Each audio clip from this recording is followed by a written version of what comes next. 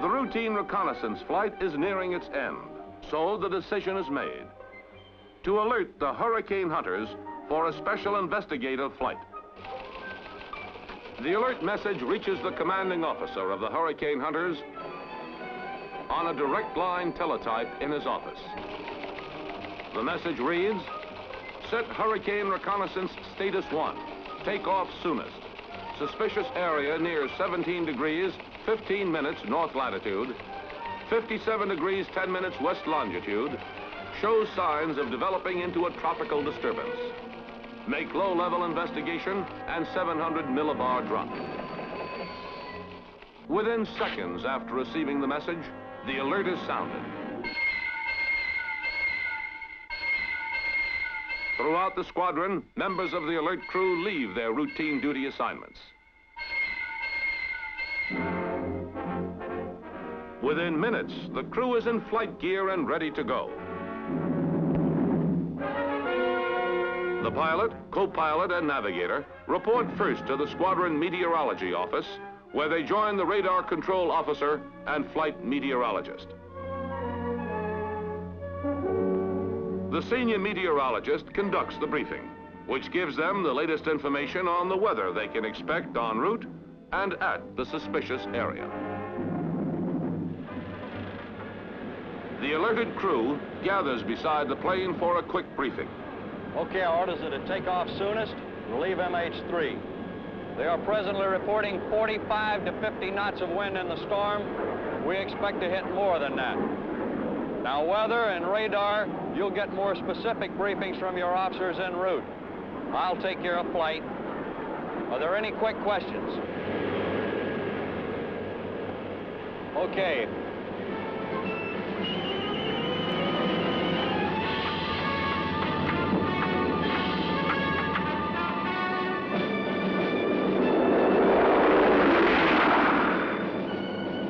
It often takes hours to fly to the area of disturbance designated by the Joint Hurricane Center.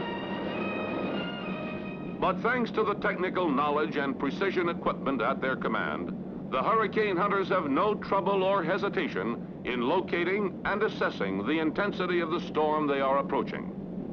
Flight weather. Looks like we have a real live one here. Radar showing a real good eye. Clocking winds up to 50 knots. Request come left to 020 for low-level penetration. All right, Roger. Coming left, 020. The hurricane lies ahead. Now comes the most dangerous part of this flight, to penetrate the turbulent walled clouds of the storm, braving the flailing rain and winds until the eye is reached. All stations from flight, commencing penetration now. Weather and radar, keep me advised. Holding the surface wind visually. Request come left, another 10 degrees. Wind's now in the port beam. How's that look to you, radar? It looks good to me. Heavy weather on port and ahead. I'll keep you informed.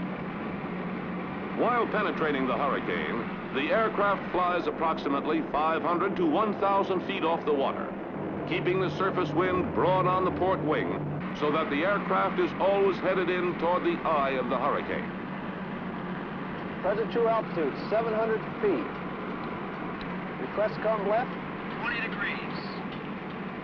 Well, this heading will take us into heavy weather. If you have a hole farther to port, recommend you continue turn 10 more degrees port. Roger. Concur with radar. Continue turn 10 degrees. Roger. As the hurricane hunters penetrate deeper into the storm, the noise of the rain on the fuselage is unbelievable. It almost drowns out the roar of the engines. Very heavy rain, radar. What do you hold on your scope now? Now, this is radar. There are no holes ahead. You're going to have to punch through. I'll try to keep you out of the heavy stuff. Flight this weather. Losing contact with the water. Clouds are dropping down on us quite a bit. Press drop down another 200 feet. Roger. Descending to 500 feet. The pilot and the entire crew are well aware that descent toward the raging surface is risky business. but it must be done. Around the eye of the hurricane is a wall of turbulent clouds.